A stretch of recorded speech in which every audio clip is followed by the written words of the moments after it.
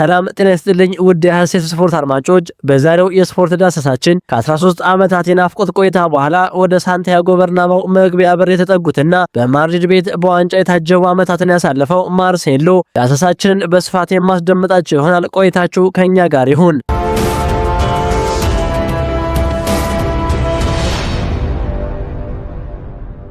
ከ13 ዓመታት የናፍቆት ቆይታ በኋላ ታላቁ የሳንቲያጎ በርናባው ስታዲየም ዳግም ስፔሻል ዋኑን ሊቀበል በሩን ከፍቷል። የ63 ዓመቱ አንጋፋና ተወዳጅ አሰልጣኝ ጆዜ ሞሪኒዮ የሪያል ማድሪድ ቀጣይ ዋና አሰልጣኝ ለመሆን በመጨረሻው የድርድር ምዕራፍ ላይ ይገኛሉ።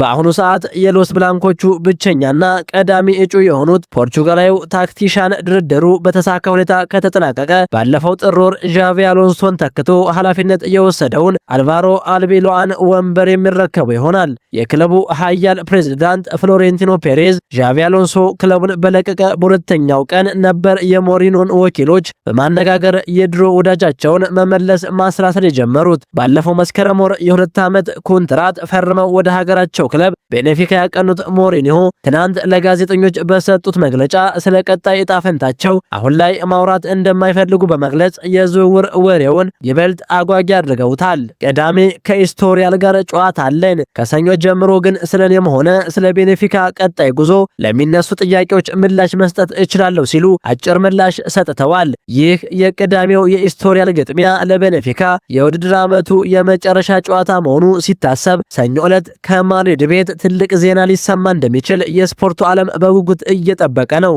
በአውሮፓ እግር ኳስ መድረክ ሁሌም ትኩረት የማይለያቸውና አነጋጋሪው ጆዜ ሞሪኒዮ ከ2010 እስከ 2013 በነበራቸው የመጀመሪያ የሪያል ማድሪድ ቆይታ የላሊጋ፣ የኮፓ ዴላሬና የስፔሻል ሱፐር ካፕ ዋንጫዎችን በአስደናቂ ሁኔታ ወደ ቤርናባው ካቢኔ ማስገባታቸው አይዘነጋም። አሁንስ ዳግም ተመልሰው ያንን የዕድል ዘመን ይደግሙት ይሆን? ማድሪድስ የሰኞውን ዜና ጆሮአቸውን ጥለው እየጠበቁ ነው።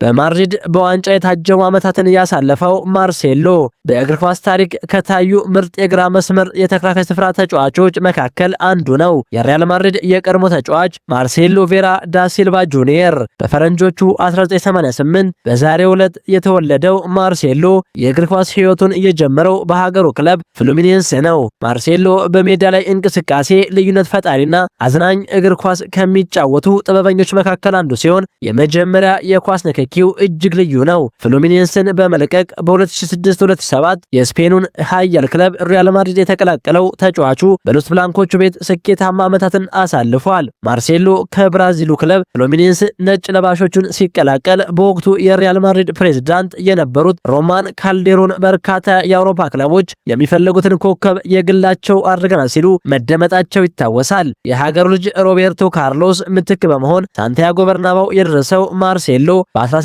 ዓመታት የነጩ ቤት ቆይታው 25 ዋንጫዎችን በማንሳት ታሪካዊ ተጫዋች ነው። ተጫዋቹ በማድሪድ ቆይታው በእግር ኳስ ልዩ ተሰጥኦና በማጥቃት እንቅስቃሴ ላይ የነበረው ከፍተኛ ሚና በልዩነት ይታወቃል። 9 ዓመታትን ከፖርቹጋላዊ ኮከብ ክርስቲያኖ ሮናልዶ ጋር በሪያል ማድሪድ ቤት ያሳለፈው ማርሴሎ ለሮናልዶ በርካታ ለግብ የሚሆኑ ኳሶችን አመቻችተው ካቀበሉ ቀዳሚ 5 የሎስ ብላንኮቹ ተጫዋቾች መካከል አንዱ ነው። በሪያል ማድሪድ ታሪክ ውስጥ በዋንጫ የታጀቡ ዓመታትን ካሳለፉ ተጫዋቾች መካከል አንዱ የሆነው ማርሴሎ በ16 ዓመታት የሳንቲያጎ በርናባው ቆይታ እልፍ ትዝታዎችን በነጩ ቤት ማስቀመጥ ችሏል። በዓለም እግር ኳስ ታሪክ በግራ መስመር የተከላካይ ስፍራ ምርጥ ብቃታቸውን ያሳዩት የሀገሩ ልጅ ሮቤርቶ ካርሎስ እና ፓውሎ ማልዲኒ በእነሱ ቦታ ምርጥ ብቃቱን ላሳየው ማርሴሎ በተለያየ ጊዜ አድናቆታቸውን ገልጸዋል። ማርሴሎ በሪያል ማድሪድ ቆይታው 5 የአውሮፓ ሻምፒዮንስ ሊግ፣ 6 የስፔን ላሊጋ፣ 4 የዓለም ክለቦች ዋንጫ፣ 3 የአውሮፓ ሱፐር ካፕ፣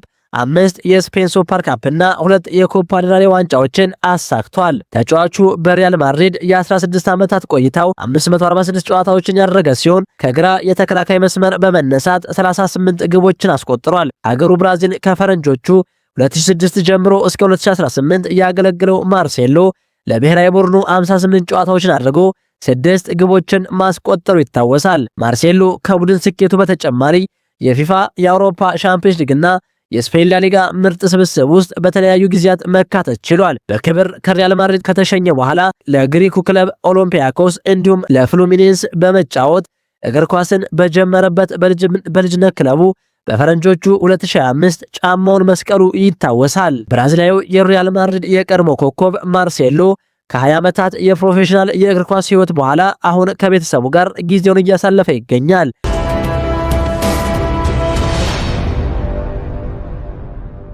ክቡራን የሐሴት ስፖርት አድማጮች የዛሬው የስፖርት ዳሰሳችንን በዚህ ቋጨን። ቸር ተመኘን።